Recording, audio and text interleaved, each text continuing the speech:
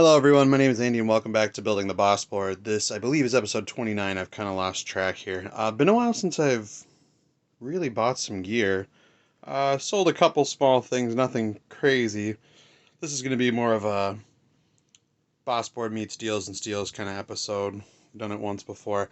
The boss portion of this episode is quite simply a Boss ANS-2 Noise Suppressor. I had one of these previously and very briefly, and whether it was I didn't understand it or it wasn't functioning properly, I'm not entirely sure. I think I had the 4 cable method down. I think I was doing it right.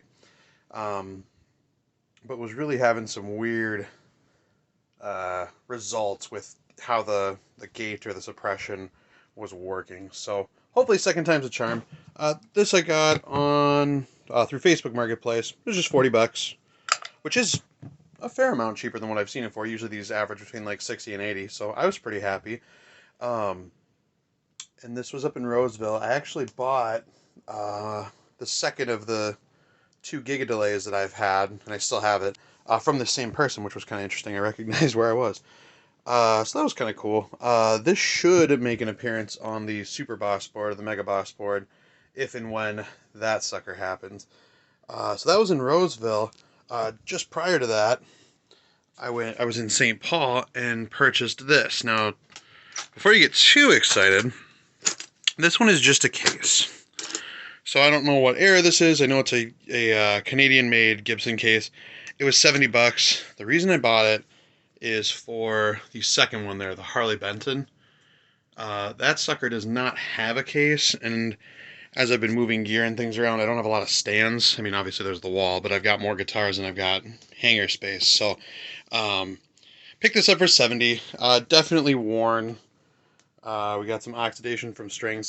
Sounds like this belonged to someone who was touring pretty frequently, but I put it in there. It fits beautifully, just like it did in the other case that I have. So, I figured 70 bucks was okay. He had a no-name brand one for 50, which looked okay. Definitely was flimsier up here, and did not have the second neck rest, which is super important. So I was willing to bite the bullet for the extra 20 bucks and get a Gibson case, even if it is beat up. It's got some sticker residue on it.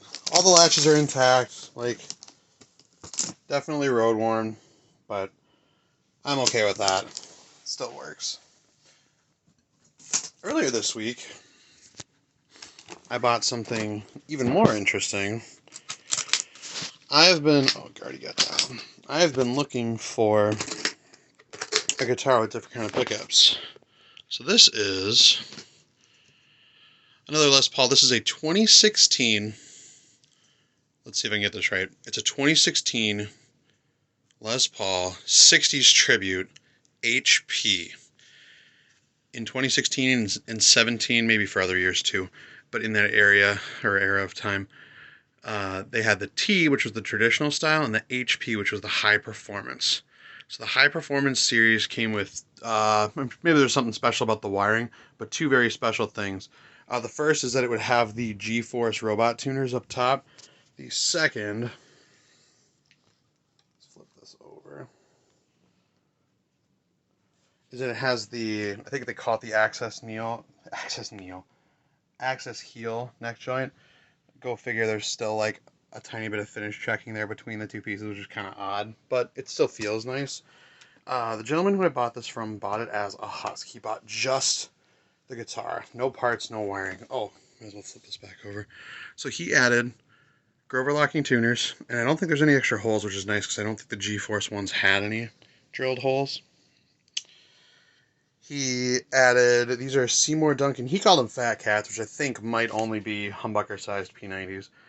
I believe they're called stacked P90s. And then Goto hardware. And I'm guessing that these for the 60 Tribute would have been top hats, so he changed it over to the speed knobs. So as far as I know, all the electronics are more or less new or very gently used. But I'm a very big fan of the blacked out vibe.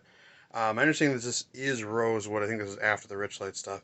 The other major spec that's different is the neck profile is different. It's a little wider, which some people don't love. It's taken a little bit to get used to, but I like it. And then this aluminum, metal, something nut. Kind of different. Plays really nice, though, but I really wanted a guitar that had P90 pickups in it. And for this was with the case, which he bought separately. So I think the guy said he put over like $1,300 into it. With the case, I was able to get it for $750. So I am pretty stoked about that. Definitely feels different than both the other single cuts, and I love them both, but love the other Les Paul Studio I have. That's from '05, but this definitely sounds different with those pickups. Other reason I was interested in the P90s is I've always been curious about trying out one of those staple Alnico 5 P90 pickups in the neck position like an old 54, 56 Black Custom would have. So, and while I do love the appointments of customs, like I guess it doesn't have an MD board, but block inlays, the tremolo, more binding if applicable, things like that.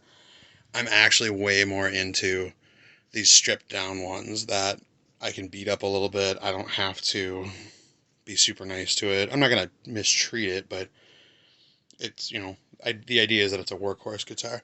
Other thing that this one had, maybe you can see it, had a pick guard. I believe for the ebony version it's white, so there's a hole in the side there and there's one there.